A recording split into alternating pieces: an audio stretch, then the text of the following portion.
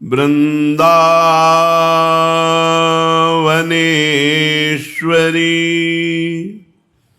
तवैव पदारविन्दम्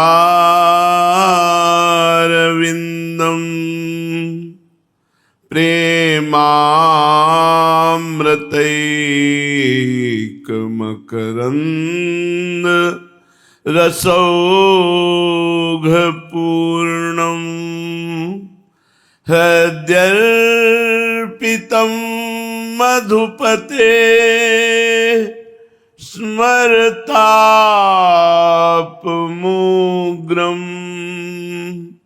निर्वापयत्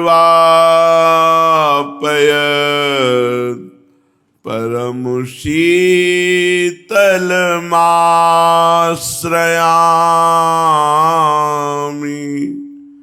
परमशीतलमाश्रयामि।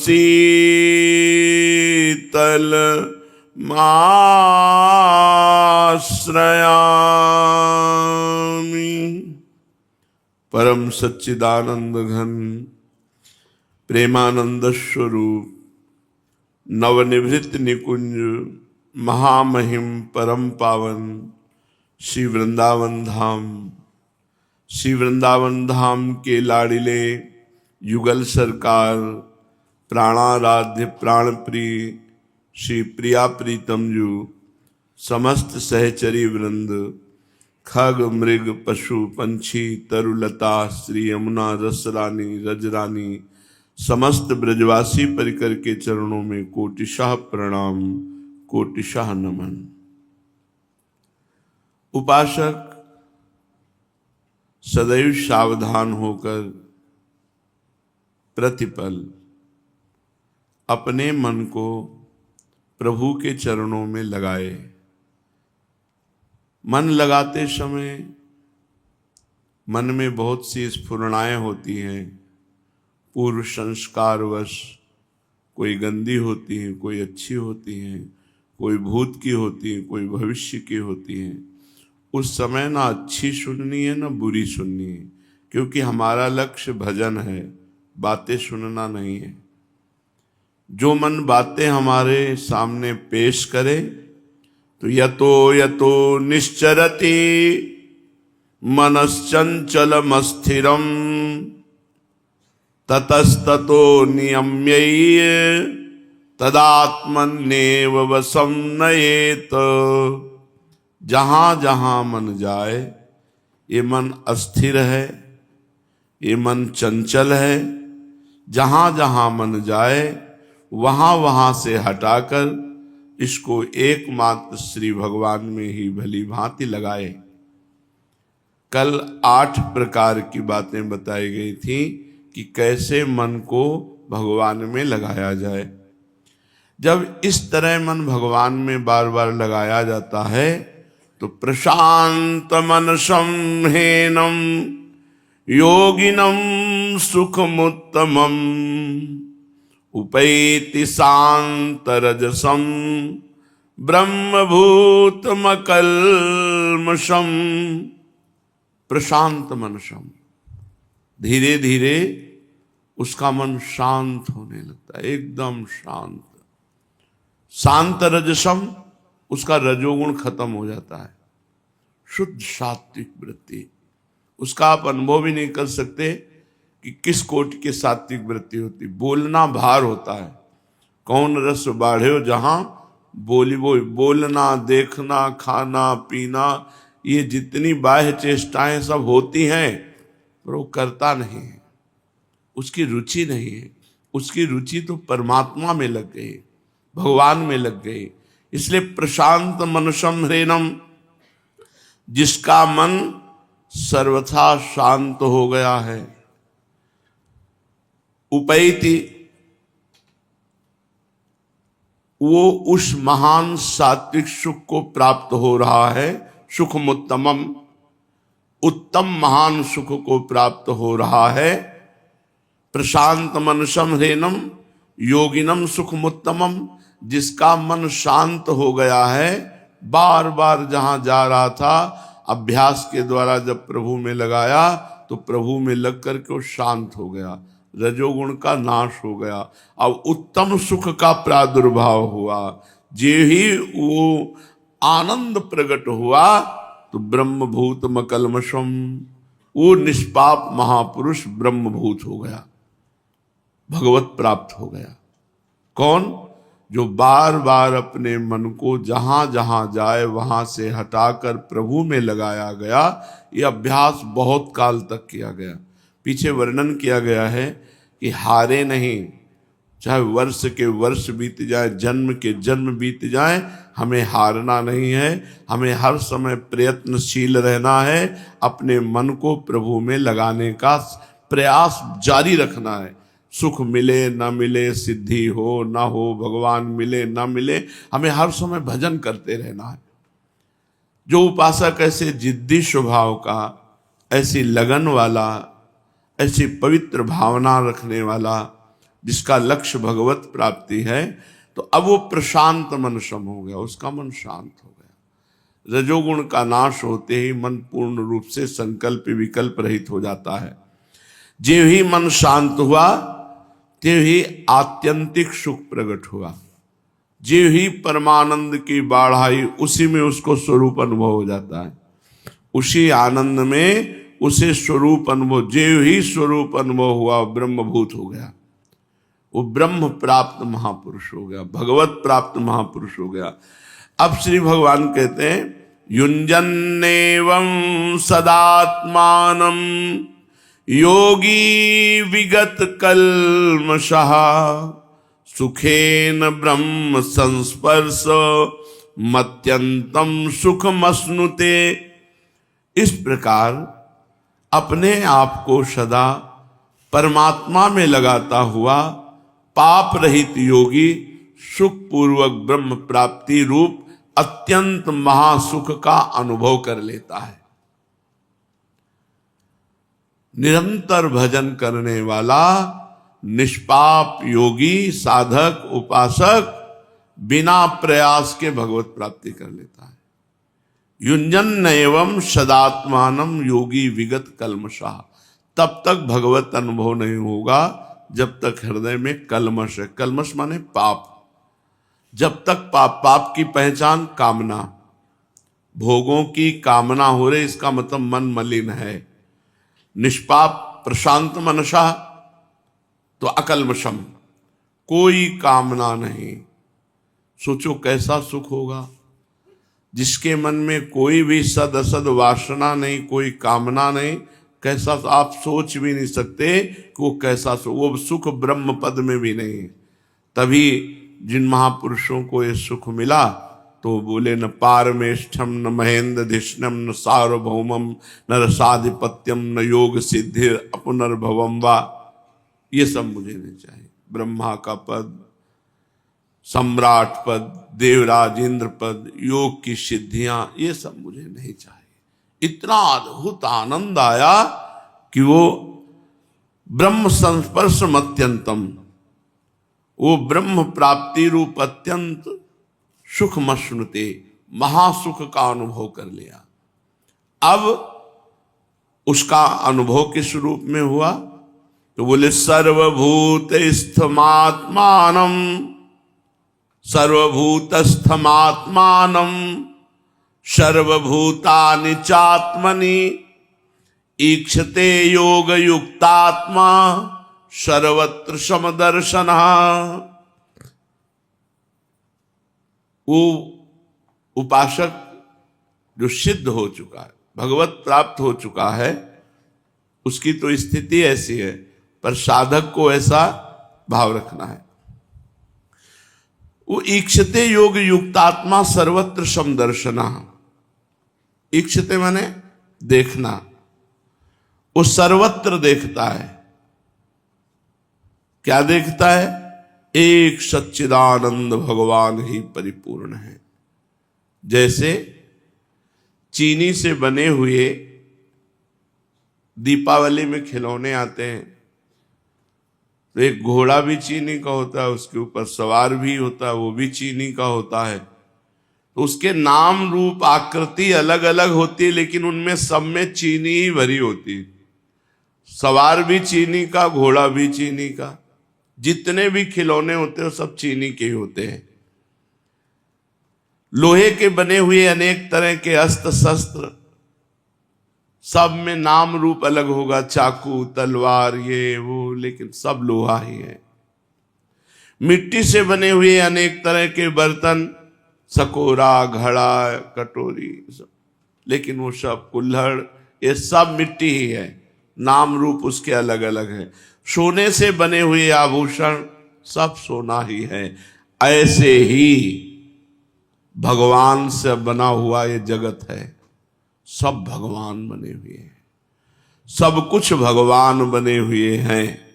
योग युक्त आत्मा अभ्यास करते करते जब भगवत प्राप्त हुआ तो उसकी तल्लीनता में वो देखता है कि संपूर्ण संसार मेरी आत्मा में है। जो मेरी आत्मा है, संपूर्ण संसार मेरी आत्मा में। सर्वभूतस्थ मात्मानम, समस्त भूत स्थित है हमारी आत्मा में, और सर्वभूतानि चात्मन, मेरी आत्मा सब भूतों में स्थित है। एकाकार वृत्ति हो गई। इसको सरल भक्ति भाव से जान लीजिए। वो देखता है भगवान मेरे हृदय में विराजमान है, सारा जगत भगवान में विराजमान है, भगवान सारे जगत में विराजमान है। वो ऐसा अनुभव देखता है, भगवान मेरे हृदय में विराजमान है, भगवान के रोम रोम में अनंत ब्रह्मांड है।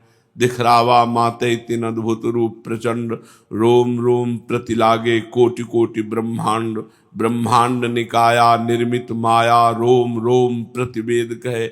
मेरे हृदय में भगवान विराजमान है, और भगवान के हृदय में सारा जगत विराजमान है, और सारे जगत के हृदय में भगवान विराजमान।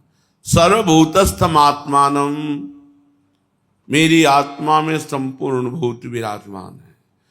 सर्वभूतानि चात्मनि, मेरी आत्मा ही संपूर्ण भूतों में प्रकाशित हो रही। ईक्षते, ये देखता है कौन? योग युक्त आत्मा, जो योग को प्राप्त हो चुका है, जो योग युक्त अंतःकरण वाला है। तो सर्वत्र समदर्शनः, वो सब जगह एकमात्र परमात्मा को देखता है। संपूर्ण प्राणियों में अपनी आत्मा को, अपने स्वरूप को स्थित देखता है। जैसे साधारण प्राणी सारे शरीर में अपने आप को देखता है, हाथ पैर आंख कान नाक सब कुछ। जो अज्ञानी जीव है वो मैं ही हूं ऐसा देखता है। ऐसे ज्ञानी जीव अनंत ब्रह्मांडों में मैं ही हूं ऐसा अनुभव करता है। कितना उच्च कोटि का उदार ज्ञान प्राप्त हुआ। अनंत ब्रह्मांडों में चराचर जीवों में वो अपने आप को देखता है, और अनंत ब्रह्मांड चराचर जीव अपनी आत्मा को देखता है। सब में अपनी आत्मा विराजमान, सब अपनी आत्मा में विराजमान है, वो सबकी आत्मा में विराजमान। एक रह गया, दूसरा द्वितीय कोई नहीं। श्री भगवान कहते हैं जब ऐसी स्थिति को प्राप्त होता है, यो माम पश्यति सर्वत्र सर्वं च मयि पश्यति तस्याहं न प्रणश्यामि सच में न प्रणश्यति। जो भक्त सर्वत्र भगवान को देखता है, ये साधक को अकल लड़ानी पड़ती है कि सब में भगवान है, लेकिन जो भजन करते हुए निष्पाप हो गया है, भगवत प्राप्त हो गया है, उसको सब। देखो गोस्वामी तुलसीदास जी कह रहे हैं, जड़ चेतन जग जीव जत सकल राम मैं जानी, बंदों सबके पद कमल सदा जोरी जुग पानी। सिय राम मैं सब जग जानी, करऊं प्रणाम जोरी जुग पानी। सारा जगत भगवान का स्वरूप। यो माम पश्यति सर्वत्र, जो भक्त सब देश काल वस्तु व्यक्ति पशु पक्षी देवता यक्ष राक्षस पदार्थ, परिस्थिति, घटना सब में श्री भगवान को देखता है। यो माम पश्यति, माम माने भगवान अपने आप को कह रहे हैं, जो मेरे को सर्वत्र देखता है। जैसे ब्रह्मा जी जब बछड़ों और ग्वाल बालों को चुरा करके ले गए, दसम स्कंद भागवत में लीला आती है, तब भगवान श्री कृष्ण स्वयं बछड़े बने, ग्वाल बाल बने। बछड़े और ग्वाल बाल ही नहीं, प्रत्युत उनके बेत बने, सिंगी बने, बांसुरी बने, वस्त्र बने, आभूषण बने, स्वयं सच्चिदानंद भगवान। यावद्वत्स वत्सकाल्पक वपुर यावत् करांघ्यादिकम यावत् दृष्टि विषाण वेणुदल सिज्ञाद विभूषांबरम यावत् शील गुणाभिधा कृतिवयो यावत् विहारादिकम सर्वम विष्णुमयम गिरोंग वदजहा सर्वस्वरूपो बभू। वे बालक बछड़े संख्या में जितने थे, जितने छोटे बड़े शरीर थे, जिसके जैसे रूप रंग सांवला गोरा हाव भाव, जिनके पास जितनी छड़ी सींग बांसुरी पत्ते छीके वस्त्राभूषण शील स्वभाव गुण नाम रूप अवस्था सब कुछ श्री कृष्ण बन गए। वो जैसे खाते थे, पीते थे, बोलते थे, चलते थे, हाव भाव करते, सब श्री कृष्ण, सर्वस्व भगवान श्री कृष्ण प्रकट हो गए। जब 1 वर्ष व्यतीत हो गया, वही भगवान बछड़े बने, वही लाठी बने, वही बंसी बने, वही सब कुछ भगवान बने। एक दिन बलराम जी ने देखा इतना प्यार ब्रजवासियों का इन गोपों पर, जिनके नए बछड़े हो गए वो अपने नए बछड़ों से उतना प्यार नहीं करती, गौएं इतने पुराने बछड़ों से प्यार कर रही। ये क्या रहस्य है? तो भगवान बलराम जी ने अपनी दिव्य दृष्टि से देखा, अरे तो सब श्री कृष्ण बने हैं, स्वयं श्री कृष्ण बने हुए हैं। यो माम पश्यति सर्वत्र। जैसे उस समय बने हुए थे ऐसे अब भी भगवान बने हुए हैं। सब कुछ चराचर जड़ चैतन्य स्वयं भगवान बने हुए। सर्वम चमय पश्यति, सब कुछ भगवान बने हुए हैं, और सर्वम चमय पश्यति, सब में भगवान हैं। ये दो दृष्टि, सब भगवान में है और सब में भगवान है। वासना वासुदेवस्य वासितम भुवनत्रयम सर्वभूत निवासोस्मि वासुदेव नमोस्तुते। भगवान वासुदेव की ही वासना से ये त्रिभुवन प्रकट हुआ है, और जो त्रिभुवन प्रकट हुआ है वो स्वयं वासुदेव ही है। ऐसे भगवान वासुदेव को नमस्कार है।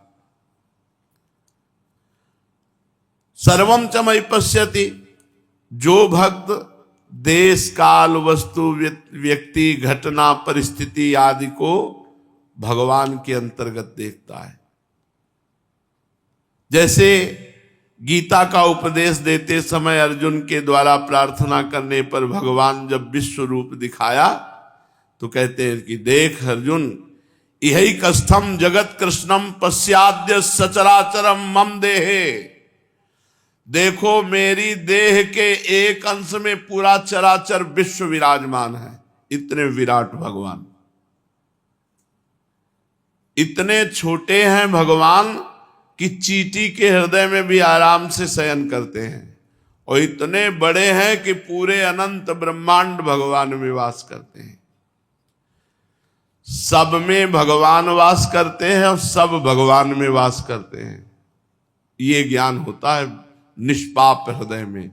जब भजन करते करते हृदय निष्पाप हो जाता है तब अर्जुन भी कह रहे कि प्रभु मैं आपके शरीर में संपूर्ण प्राणियों को देख रहा हूं। पश्यामि देवास तव देव देहे सर्वास तथा भूत विशेष संघान।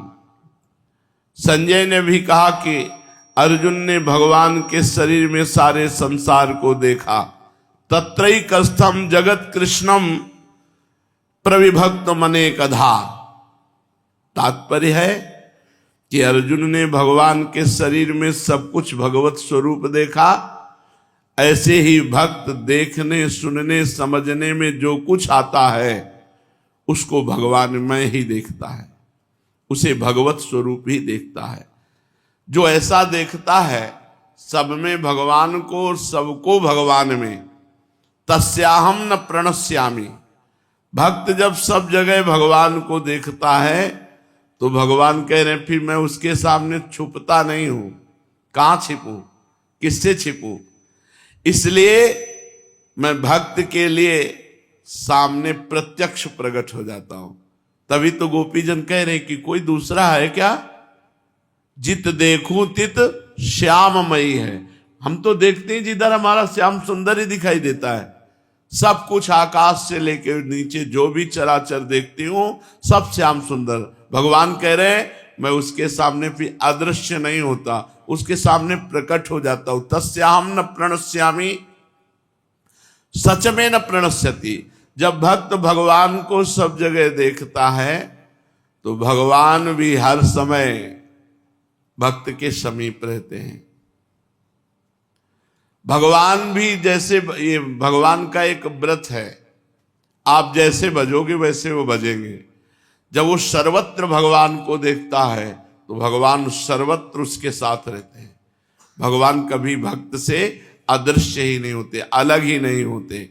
भगवान का ये नियम है कि जो जिस प्रकार भगवान की शरण लेता है, भजन करता है, उसी प्रकार भगवान, ये यथा माम प्रपद्यन्ते तास तथैव भजाम्यहम्।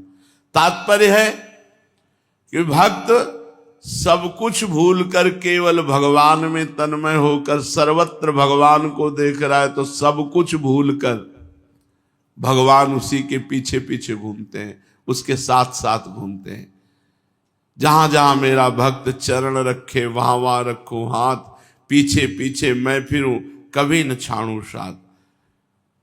भगवान भक्त से घुल मिल जाते हैं, भगवान बात करते हैं, भगवान खेलते हैं, भगवान हंसते हैं। केवल दर्शन ही नहीं, भजन बढ़ाओ। जितना अधिक भजन करोगे पहले तो पाप नष्ट होगा, जलन पैदा होगी, कुछ समझ में नहीं आएगा, कोई सुख अनुभव में नहीं आएगा। जब पाप नष्ट हो जाएंगे तब आनंद का अनुभव होगा। लेकिन नए पाप ना होने पावे, मनोरंजन ना होने पावे, बहुत सावधानी की जरूरत है। नहीं तो हाथी का स्नान भजन होगा।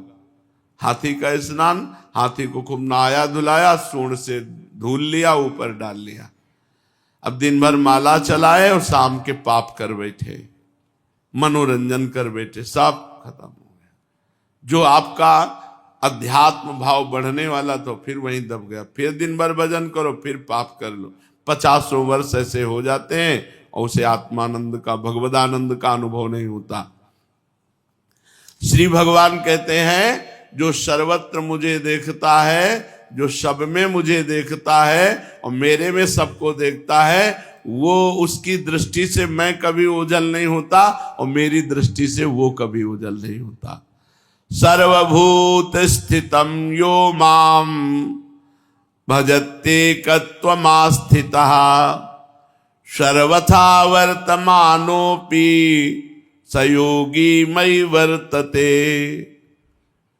एकत्वमास्थितः, भगवान ने बताया कि जो मेरे को सब में और सबको मेरे में देखता है उसके लिए मैं अदृश्य नहीं होता, उसकी दृष्टि में होता हूं।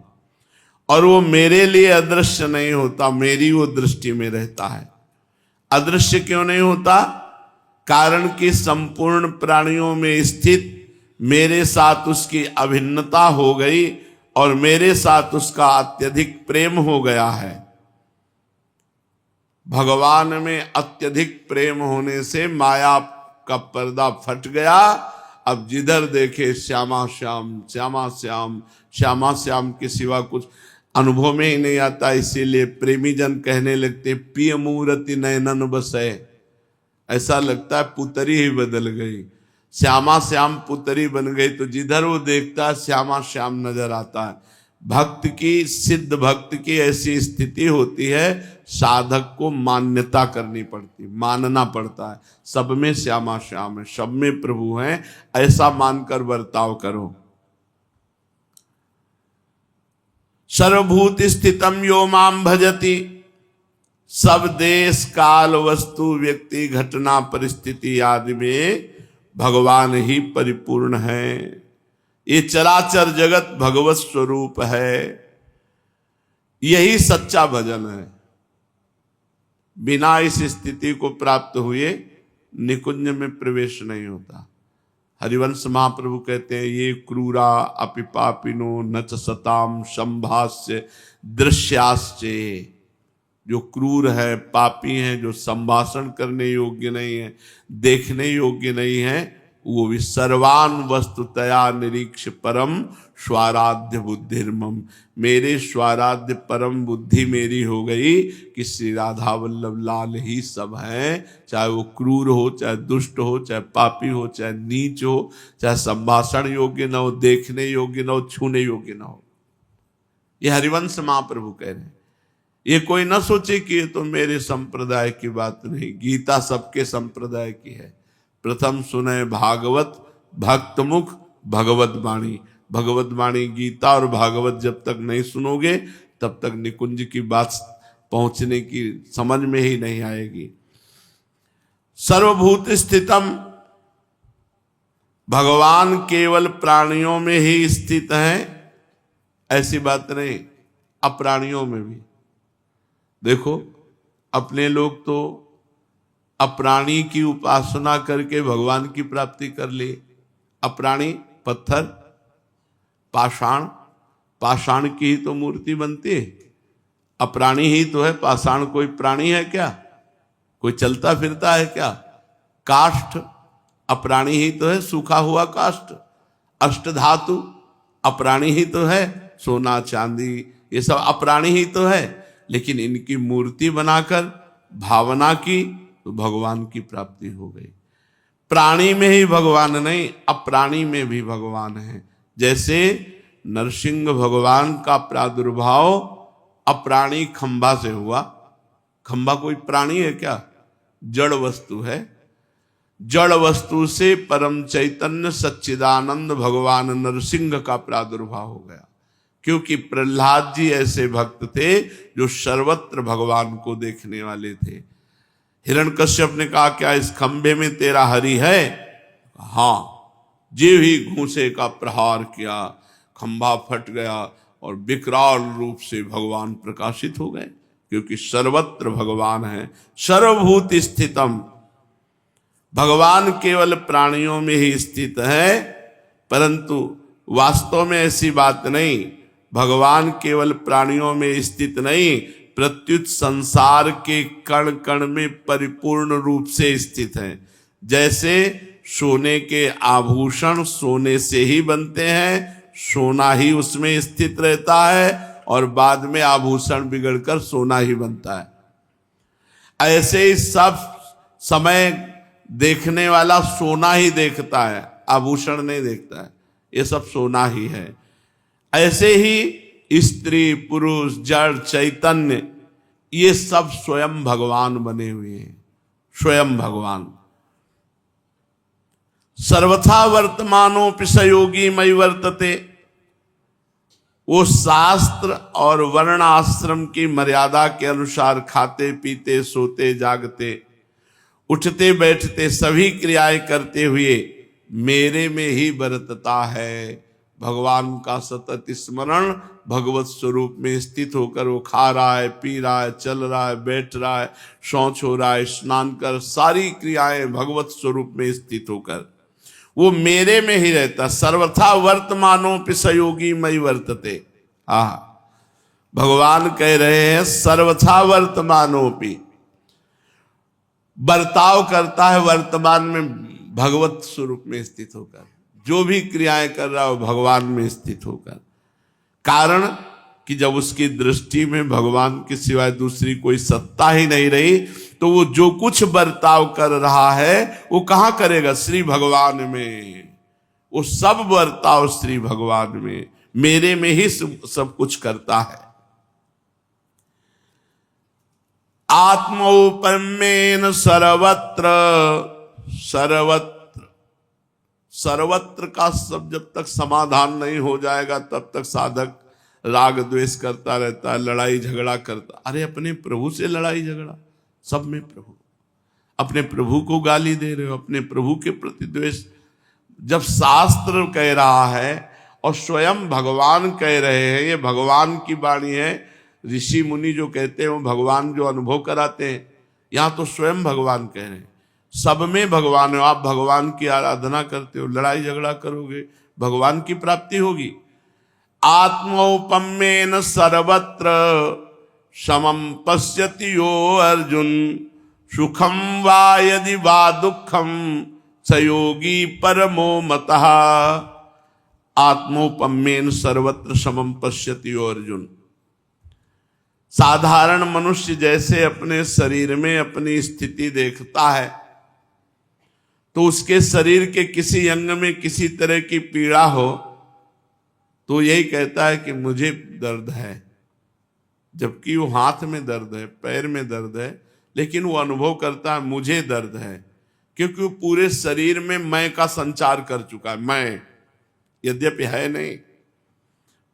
जैसे अज्ञानी मनुष्य अपने शरीर को प्यार करता है, कहीं भी चोट लगे तो सीधे उसको चोट लगती है, ऐसे ही सब प्राणियों में प्यार, चराचर जगत में सब दूसरे को। पर दुख द्रवै सो संत पुनीता, जो दूसरे के दुख को देखकर द्रवित हो गया। जैसे अपने हाथ में पीड़ा तो अपनी पीड़ा, ऐसे दूसरे को पीड़ा तो अपनी पीड़ा। सब में भगवान विराजमान है, सब में प्रभु विराजमान है, और प्रभु हमारे प्राण प्यारे हैं तो मेरे प्रभु को कष्ट है, मेरे प्रभु, ऐसी भावना। प्राणियों में भगवान को समान देखने वाला भक्त सभी प्राणियों का समान रूप से सुख चाहता है। इसलिए हमारा धर्म जो हित धर्म है वो प्रधान वृत्ति रखता है, सुख देवे को चावचित सब सोहित निष्काम। सबसे निष्काम भाव स्वयं रखकर, स्वयं से कोई चाह नहीं, लेकिन उसके सुख देने की भावना है। ये हमारा धर्म है। नाम वाणी में निरंतर चित्त लगा हुआ है, सुख देवे को चावचित सब सोहित निष्काम। या सुधर्म हरिवंश को नाम गिरा विश्राम। या तो नाम जब चल रहा है, या चतुरासी जी चल रही, वाणी जी चल रही है, और व्यवहार में सबको सुख देने की भावना।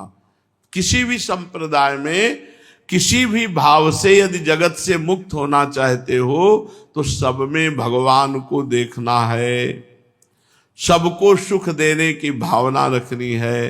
परहित सरिस धर्म नहीं भाई, दूसरे को सुख देने के बराबर कोई धर्म नहीं है। उसके सामने कोई प्राणी दुखी आ जाए तो उसको ऐसा दुख होता है कि जैसे अपने शरीर में पीड़ा हो। अपने शरीर में पीड़ा हो तो लगता है कैसे दुख दूर करूं, अब कोई उपाय नहीं है तो पीड़ा युक्त हो गया। ऐसे ही दूसरे के दुख को देखकर, हे भगवान मैं कैसे इसके दुख को दूर करूं, क्या उपाय करूं ये दुख निवृत्त हो जाए। अब उसको उपाय नहीं समझ में आ रहा है, इसलिए वो खुद दुखी हो रहा है। दूसरे के दुख से दुखी हो जाना ये महान संत का लक्षण है। पर दुख द्रवैश संत पुनीता, यही भगवान के प्रेमी भक्त का लक्षण है। सर्वत्र कहने का तात्पर्य है उसके द्वारा वर्ण आश्रम देश भेद संप्रदाय आदि का भेद न रखकर सबको समान रीत से सुख पहुंचाने की स्वाभाविक चेष्टा। पशु पक्षी वृक्ष लता स्थावर जंगम सभी प्राणियों की भी समान रीत से सुख पहुंचाने की चेष्टा, साथ ही साथ उनका दुख दूर करने का स्वाभाविक उद्योग। ये केवल भारत में ही है। ये भारत भूमि परम पवित्र है। यहाँ कीड़ा मकोड़ों की भी सुरक्षा की बात कही गई कि सब में, पशु पक्षी सब में, और बाहर तो भक्षण करते, यही आहार करते, पशु पक्षियों का आहार करते, कीड़े मकूड़े का आहार करते, गाय भैंस सूअर कुत्ता पशु कुछ नहीं बच रहा, सब काट काट के खा रहे हैं। ये केवल भारत पवित्र देश है, इसमें जो दूषण आया है ये दूसरे देशों का अनुकरण करने से गंदी बातें आई हैं। ये परम पवित्र महान धार्मिक महान तपस्वियों का देश है भारत। देखो यहाँ क्या उपदेश भगवान अवतार लेकर कह रहे हैं, समस्त प्राणियों को सुख पहुंचाना, चाहे पशु हो चाहे पक्षी हो कीट हो पतिंगा हो वृक्ष हो, किसी को नहीं कष्ट देना, सबको सुख पहुंचाना। अपने शरीर के अंगों का दुख दूर करने की समान चेष्टा होने पर भी अंगों में जैसे भेद दृष्टि रहती है, रहना भी चाहिए। जैसे हाथ का काम पैर से नहीं किया जा सकता, अगर हाथ को हाथ छू जाए तो हाथ धोने की जरूरत नहीं, लेकिन अगर मलमूत्र के अंगों को छू जाए तो फिर हाथ रज लगा के धोने की आवश्यकता होती है। ऐसे हम व्यवहार तो करेंगे सब में भगवत भाव, लेकिन ये व्यवहार इसमें अंतर रहेगा। ऐसा नहीं सब में भगवत दर्शन करना है, पर बर्ताव यथा योग्य करना है। जैसे अपने हाथ से ही अपना हाथ छू जाए तो धोने की जरूरत नहीं, लेकिन अपने ही हाथ से मलमूत्र के द्वार छू जाए तो धोने की आवश्यकता होती। ये परम पवित्र बुद्धि होती है। उसमें ये नहीं देखा जा सकता कि यार ये तो समदर्शी नहीं है क्योंकि ये तो ऐसा बर्ताव करता है। शास्त्र आदेश करता है, तस्मात् शास्त्रम प्रमाणम ते कार्या कार्यो व्यवस्थितो। कार्य और अकार्य की व्यवस्था शास्त्र के अनुसार हो, बिल्कुल पक्का समझ लो। जब तक शास्त्र के अनुसार नहीं चलोगे सिद्ध नहीं हो सकते, भगवत प्राप्त नहीं हो सकते, पक्का। ये हमारा अनुभव है। एक शब्द भी शास्त्र के विरुद्ध अगर जीवन में है तो लड़खड़ा के तुम्हें मुंह भरा गिराएगा, और जब वो छोड़ोगे तब ऊपर चढ़ोगे।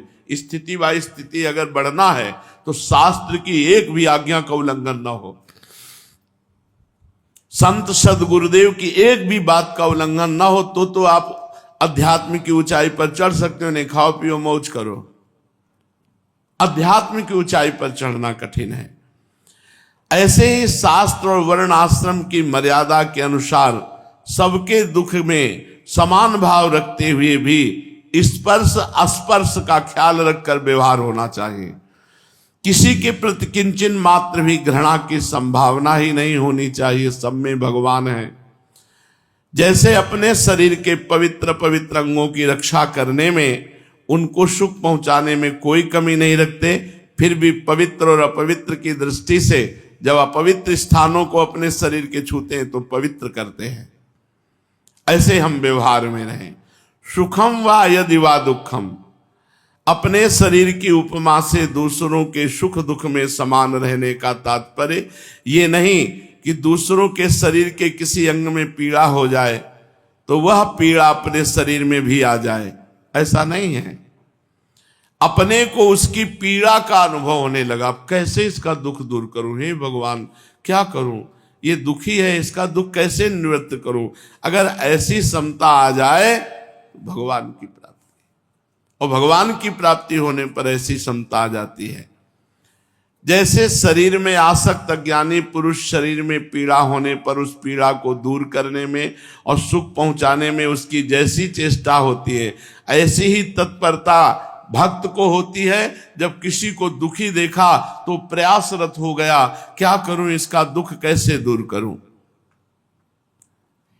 श्री भगवान कहते हैं निरंतर भगवान का सुमिरन करते हुए सब में भगवान को देखो, सबको भगवान में देखो, और सबसे व्यवहार ऐसा करो कि हमारे द्वारा सुख पहुंचे, किसी को दुख ना पहुंचे।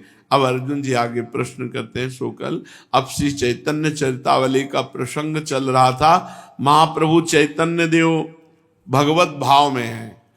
सब भक्तों ने अपने अपने आराध्य देव की भावना से देखा तो चैतन्य महाप्रभु में किसी को श्री कृष्ण दिखाई दिए, किसी को राम रूप, किसी को शिव रूप। जिसने जैसे प्रभु को भगवत भाव में पूरे 7 प्रहर बीत गए, दिन गया, रात्रि का भी अंत होने को आया, किंतु चैतन्य महाप्रभु के तेज अथवा ऐश्वर्य में किसी प्रकार का परिवर्तन नहीं दिखाई दिया। भक्त ज्यों के त्यों बैठे थे, ना तो कोई कहीं अन्यत्र भोजन करने गया और ना कोई सोया, सब जागते रहे। 7 प्रहर चारों ओर से चैतन्य महाप्रभु को घेरे हुए सब बैठे। रात्रि के अंत होने पर प्रभात का समय हुआ। अद्वैताचार्य जी ने देखा सभी भक्त घबराए हुए हैं, अब अधिक देर तक प्रभु के अलौकिक तेज को सहन नहीं कर सकते। अतः उन्होंने श्रीवास पंडित के कान में कहा कि हम साधारण संसारी लोग प्रभु के इस असह्य तेज को और अधिक देर तक सहन करने में असमर्थ हैं। कोई ऐसा उपाय करना चाहिए जिससे प्रभु के इस भाव का समन हो जाए। श्रीवास पंडित को अद्वैताचार्य जी की सम्मति बहुत अधिक युक्ति युक्त प्रतीत हुई। उनकी बात का समर्थन करते हुए बोले, हाँ आप ठीक कहते हैं, इस ऐश्वर्यमय रूप की अपेक्षा तो हमें गौर रूप ही प्रिय है। हम सभी मिलकर प्रभु से प्रार्थना करें कि प्रभु अब इस अपने अद्भुत अलौकिक भाव को संवरण कीजिए, हम लोगों को फिर उसी गौर रूप के दर्शन दीजिए।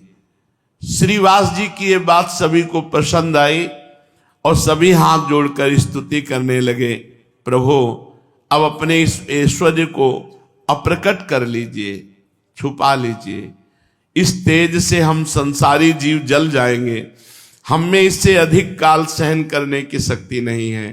अब हमें अपना वही गौर रूप दिखाइए। भक्तों की ऐसी प्रार्थना सुनकर प्रभु बड़े जोर के साथ एक हुंकार मारी। हुंकार मारते ही उन्हें एकदम मूर्छा गई। 7 प्रहर तक भगवत भाव में सिंहासन पर ज्यों के त्यों बैठे रहे। हुंकार मारी, मूर्छा आने पर गिर गए और फिर कहा, अच्छा तो लो अब हम जाते हैं, और अचेत होकर सिंहासन से भूमि पर गिर पड़े। भक्तों ने जल्दी जल्दी से प्रभु को उठाकर एक सुंदर आसन पर लिटाया। प्रभु मूर्छित दशा में बहुत देर तक ज्यों के त्यों पड़े रहे, तनिक भी इधर उधर नहीं हिले डुले। प्रभु को मूर्छित देखकर सभी भक्त विविध भांति के उपचार करने लगे। कोई पंखा लेकर प्रभु को वायु करने लगा, कोई सुगंधित तेल शीतल लेप प्रभु के मस्तक पर लेप करने लगे, किंतु प्रभु की मूर्छा भंग नहीं हुई। प्रभु की परीक्षा के निमित्त अद्वैत और श्रीवाद आदि प्रमुख भक्तों ने प्रभु के संपूर्ण शरीर की परीक्षा की। उनकी नासिका के सामने बहुत देर तक हाथ रखे रहे, किंतु सांस बिल्कुल चलता हुआ मालूम नहीं पड़ता था। हाथ पैर तथा शरीर सभी अंग प्रत्यंग संज्ञा शून्य बने हुए थे। जिस अंग को जैसे भी डाल देते वैसे ही पड़ा रहता। किसी प्रकार की चैतन्यपने की चेष्टा किसी भी अंग से प्रतीत नहीं होती थी। प्रभु की ऐसी दशा देखकर सभी भक्तों को बड़ा भारी भय प्रतीत होने लगा कि ये क्या हो गया। वे बार बार प्रभु के इस वाक्य को स्मरण करने लगे कि अच्छा तो लो अब हम जाते हैं। बहुत से तो इससे अनुमान लगाने लगे कि प्रभु सचमुच हमें छोड़कर चले गए। बहुत से कहने लगे ये बात नहीं, वो तो प्रभु के ऐश्वर्य और तेज के संबंध का भाव था। हमारे गौर हरि तो थोड़ी देर में ही चैतन्य लाभ कर लेंगे, किंतु उनका यह अनुमान ठीक होता दिखाई नहीं देता था। प्रातः काल से प्रतीक्षा करते करते दोपहर हो गया, किंतु महाप्रभु की दशा में कोई परिवर्तन नहीं हुआ। उसी भांति वो मूर्छित पड़े रहे। जेठ का महीना था। भक्तों को बैठे बैठे 30 घंटे हो गए। 30 घंटे बैठे बैठे प्रभु की दशा देखकर सभी व्याकुल हो गए। सभी उसी भाव से प्रभु को घेरे हुए बैठे थे। न कोई शौच स्नान को गया और न किसी को भूख प्यास की सुधि रही। सभी प्रभु के भाव में अधीर हुए चुपचाप बैठे थे। बहुतों ने तो निश्चय कर लिया था कि यदि प्रभु अंतर्ध्यान हो गए, मूर्छा भंग नहीं हुई, तो हम सब बिना खाए पिए यहीं प्राण त्याग देंगे। इसी उद्देश्य से बिना रोए पीटे धैर्य के साथ सब प्रभु के चारों ओर बैठे थे। प्रातःकाल श्रीवास पंडित के घर के किवाड़ एक दिन पहले बंद हुए थे और ज्यों के त्यों वो बंद ही रहे दूसरे दिन दोपहर तक। इस घटना की सूचना सची माता को देना उचित नहीं समझा गया, क्योंकि वहां तो प्रायः सब के सब अपने अपने प्राणों की बाजी लगाए हुए बैठे थे।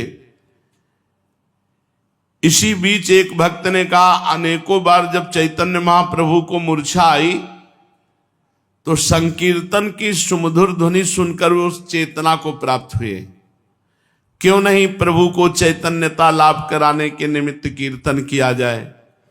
ये बात सभी को पसंद आई। चारों ओर से खोल मृदंग ताल वाद्य बजा करके हरे राम राम राम हरे हरे, हरे कृष्ण कृष्ण कृष्ण हरे हरे, इस महामंत्र का संकीर्तन करने लगे। संकीर्तन की नवजीवन संचारी प्राणों से भी प्यारी ध्वनि सुनकर प्रभु के शरीर में रोमांच पहले हुआ। सभी को प्रभु का शरीर पुलकित प्रतीत होने लगा। अब तो भक्तों के आनंद की सीमा न रही। वे नाम संकीर्तन छोड़कर प्रेम में विह्वल हुए। कीर्तन कुछ लोग कर रहे, कुछ लोग महाप्रभु के समीप। प्रभु के शरीर की पुनः परीक्षा करने के लिए अद्वैताचार्य जी ने नासिका पर अपना हाथ रखा। उन्हें श्वासों का गमनागमन चलता दिखाई देने लगा। इतने में ही प्रभु ने एक जोर की हुंकार मारी। हुंकार को सुनते ही भक्तों की विषाद मंडली में आनंद की बाढ़ आ गई। वे उन्मत्त भाव से जोरों से जय हो जय हो जय हो की ध्वनि कहने लगे। भक्तों के जय ध्वनि और नृत्य करने से आनंद छा गया, क्योंकि महाप्रभु को होश आ गया। चारों ओर प्रसन्नता ही प्रसन्नता छा गई। प्रेम में उन्मत्त होकर कोई नृत्य करने लगा, कोई आनंद के वेग को न सह सकने के कारण गिर पड़ा, कोई शंख बजा रहा है, कोई शीतल जल लेकर प्रभु के श्रीमुख में धीरे धीरे डाल रहा है। इस प्रकार श्रीवास जी का घर संपूर्ण घर आनंद का सागर बन गया, जिसमें भक्तों की प्रसन्नता की हिलोरें उठ उठकर दिशाओं को गुंजाती हुई भीषण शब्द कर रही थी। थोड़ी ही देर के अनंतर प्रभु आंखें मलते हुए निद्रा से जागे हुए मनुष्य के भांति उठे और अपने चारों ओर भक्तों को एकत्रित और बहुत से अभिषेक की सामग्रियों को पड़ी देखकर आश्चर्य के साथ पूछने लगे, ये क्या है? हम कहां आ गए? आप लोग यहां क्यों एकत्रित हैं? आप सब लोग इस प्रकार विचित्र भाव से यहां क्यों बैठे हुए हैं? प्रभु के इन प्रश्नों को सुनकर भक्त एक दूसरे की ओर देखकर मुस्कुराने लगे। प्रभु के इन प्रश्नों का किसी भी ने कोई उत्तर नहीं दिया। इस पर प्रभु ने श्रीवास पंडित को संबोधित करके पूछा, पंडित जी बताइए ना, असली बात क्या है? हमसे कोई चंचलता तो नहीं हो गई? अचेतनावस्था में हमसे कोई अपराध तो नहीं बन गया? ठीक ठीक बताते क्यों नहीं? अपनी हंसी को रोकते हुए श्रीवास पंडित कहने लगे, अब हमें बहकाइए नहीं, बहुत बनने की चेष्टा ना कीजिए। अब यहां कोई बहकने वाला नहीं है। प्रभु ने दुगना आश्चर्य प्रकट करते हुए कहा, बहकाना? बताते क्यों नहीं? क्या बात हो गई? हम क्या बहका रहे हैं? इस पर बात को टालते हुए श्रीवास जी ने कहा, कुछ नहीं, बस आप संकीर्तन में अचेत हो गए थे, इसलिए आपको चैतन्य लाभ कराने के निमित्त सभी भक्त मिलकर कीर्तन कर रहे थे। इस बात को सुनकर प्रभु लज्जित होते हुए कहा, अच्छा तो ठीक है, आप लोगों को हमारे कारण बड़ा कष्ट हुआ, आप सभी लोग हमें क्षमा करें। बहुत समय बीत गया, अब चलकर गंगा स्नान करते हैं और संध्या वंदन आदि। मालूम होता है प्रातःकालीन संध्या भी नहीं हुई। ये सुनकर सभी भक्त स्नान संध्या के निमित्त गंगा जी की ओर चले। जिन्हें भगवत भक्ति की प्राप्ति हो गई है, जो प्रभु प्रेम में मतवाले बन गए हैं, उनके सभी कर्म लोक बाह्य हो जाते हैं। जो क्रिया किसी उद्देश्य की पूर्ति के लिए की जाती है उसे कर्म कहते हैं, किंतु वैसे ही निरुद्देश्य रूप से केवल करने के निमित्त जो चेष्टाएं क्रियाएं होती हैं उन्हें लीला कहते हैं। बालकों की सभी चेष्टाएं ऐसी ही होती हैं, उनमें कोई इंद्रियजन्य सुख स्वार्थ या कोई उद्देश्य नहीं होता, वे तो वैसे ही निरुद्देश्य भाव से होती हैं। भक्तों की सभी चेष्टाएं इसी प्रकार की होती हैं, इसलिए उन्हें कर्म न कहकर लीला ही कहने की प्राचीन परिपाटी चली आई है। भक्तों की लीलाएं प्रायः बालकों की लीलाओं से बहुत ही अधिक मिलती जुलती हैं। जहां लोक लज्जा का भय है, जहां किसी वस्तु के प्रति अश्लीलता के कारण घृणा के भाव हैं, जहां दूसरों से भय की संभावना है, वहां असली प्रेम नहीं। बिना असली प्रेम के विशुद्ध लीला हो ही नहीं सकती। अतः लज्जा, घृणा और भय ये स्वार्थजन्य मोह के द्योतक भाव है। भक्तों में तथा बालकों में तीनों भाव नहीं होते, न लज्जा, न घृणा, न भय। इसीलिए बालकों का हृदय विशुद्ध कहा गया है। प्रेम में उन्मत्त हुआ भक्त कभी तो हंसता है, कभी रोता है, कभी गाता है, कभी संसार की लोक लाज छोड़कर वस्त्र का भी ध्यान नहीं रहता, दिगंबर होकर नाचता है। उसका चलना विचित्र, उसका विलक्षण भाव विचित्र। ये सौभाग्य मिला ऐसे भक्त के दर्शन। बड़ी उच्च कोटि की अवस्था, 1 मिनट भी नींद नहीं, 4 दिन रुके थे। अद्भुत स्थिति। बच्चे उनकी नीचे के वस्त्र पकड़ के खींच लिए, फाड़ दिए, सब दिगंबर ऐसे, और निरंतर नाम चल रहा था। चेहरा चमकता हुआ बालक जैसा। 40 वर्ष की अवस्था होगी उनकी। बीच में बड़े जोर से चीखते थे, नीलमणि, बड़े जोर से। और हर समय उनके नेत्र चढ़े हुए। जवान तो मशीन की तरह नाम ले रहे थे। 4 दिन रुके थे, 1 मिनट सोते नहीं देखा। पर यह भी उनको ज्ञान नहीं था कि हम शौच कहां हो रहे हैं।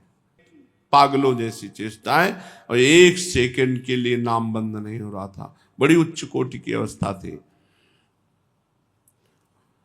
उनका चलना विचित्र होता है। वो प्रेमोन्मत्त हुआ भक्त कभी तो हंसता है, कभी रोता है, कभी गाता है, कभी संसार की लोक लाज छोड़कर दिगंबर वेश तांडव नृत्य करने लगता है। उसका चलना विचित्र, उसका हंसना विचित्र, उसकी चेष्टाएं उन्मादमयी, उसके भाषण में निरर्थकता, और उसकी भाषा संसारी भाषा से भिन्न है। वो बालकों की भांति सबसे प्रेम करता है, उसे किसी से भय नहीं, किसी बात की लज्जा नहीं। नंगा रहे तो भी वैसा, और वस्त्र पहने रहे तो भी वैसा, उसको कोई इससे परिवर्तन नहीं। बिल्कुल जैसी स्थिति कही जा रही है, यही स्थिति उनमें थी। और लोग पागल से ज्यादा कुछ नहीं समझते थे। जब शोभन सरकार के पास वो ऐसे भ्रमण करते हुए कोई ले गया उनको, तो कई दिन अपने पास रखे थे। उनके लिए छूट थी, सरकार के आसन में बैठ जाए तो भी छूट थी। कह रहे थे ऐसे उच्च कोटि की स्थिति। तो स्थिति प्रज्ञ संत ही स्थिति प्रज्ञ को जान सकता है। संसारी आदमी तो प्योर पागल समझते हैं, उनको पागल ही समझते थे। कोई भी उनको संत नहीं कहता था, कोई उनको भक्त नहीं मानता था, पागल। और उच्च कोटि की अवस्था उनकी। जैसे श्री सुखदेव जी को कौन भक्त मानता था? सब स्त्रियां बच्चे पीछे, कोई ईंट मार रहा है, कोई को जब देखा बड़े बड़े ब्रह्म ऋषि प्रणाम कर रहे हैं, उठकर खड़े हो गए, तब समझा कि ये महापुरुष हैं। उसे बाह्य वस्तुओं की कोई अपेक्षा नहीं, वो संसार के विधि निषेध का गुलाम नहीं। अवधूत नित्यानंद जी की यही दशा थी। 32 वर्ष की अवस्था होने पर भी वो सदा बाल्य भाव में रहते थे। बच्चों की तरह जैसे दाल भात खा रहे हैं, तनिक सी बात में नाराज हुए, पूरा दाल भात लपेट लिया, उठे और भाग पड़े।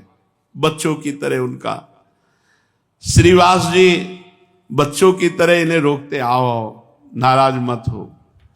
गौरांग महाप्रभु इन्हें बार बार समझाते कि ऐसी विचित्र दशा क्यों करते हो। पूरे शरीर में दाल भात लगाए, घर से भाग पड़े। नाराज हो गए तो खाते खाते दाल भात ऐसे लगाया और ऐसे भाग पड़े। ये किसी की एक नहीं सुनते, ये सदैव प्रेम नशे में उन्मत्त रहते थे, शरीर का होश नहीं। यहां तक कि वस्त्र गिर गया तो उठाकर बांधने की भी हिम्मत नहीं, सुधी नहीं, भगवदाकार वृत्ति। अब ये दिगंबर ऐसे ही दाल भात लपेटे, शरीर में कोई कपड़ा नहीं, ऐसे ही जा रहे हैं चैतन्य महाप्रभु के घर बाजार से निकलते हुए। 32 वर्ष की अवस्था है। बालक मिल गए तो बालकों के साथ वैसे ही खेल रहे, भक्तों के साथ क्रीड़ा कर रहे।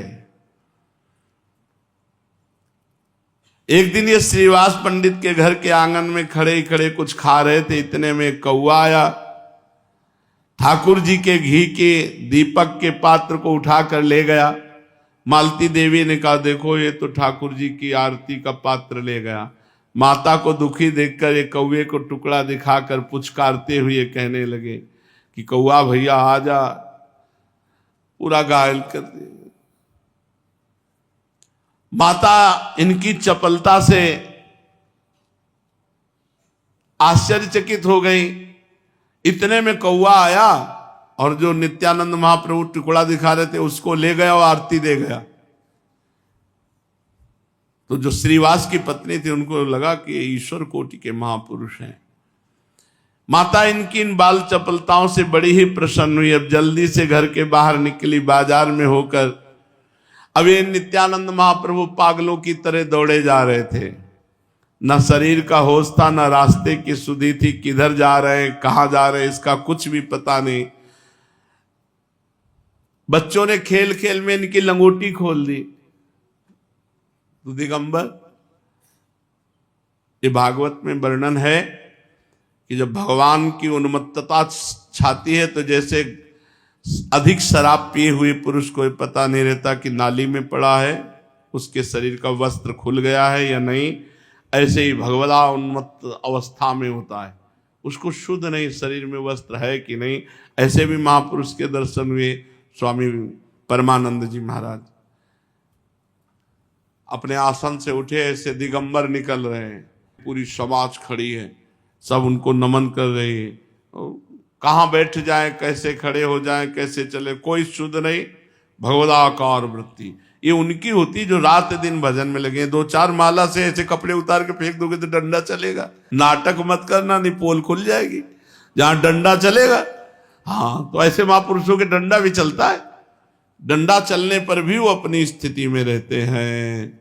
केवल पूजा प्रणाम ही नहीं, डंडा भी चलते। कोई ऐसा महापुरुष नहीं जिसको डंडा ना मिले हो, कोई ऐसा नहीं जिसको डंडा ना खाने पड़े हो। चाहे अनंग बोधाश्रम स्वामी जो चाहे जो, क्योंकि संसारी कुछ ऐसे होते हैं वो समझते हैं पागल हैं, और जहां उनको थप्पड़ आया, डंडा मारा, वो अपने स्वरूप में रहते हैं। तो शेष चर्चा आगे। श्री राधा वल्लभ लाल की।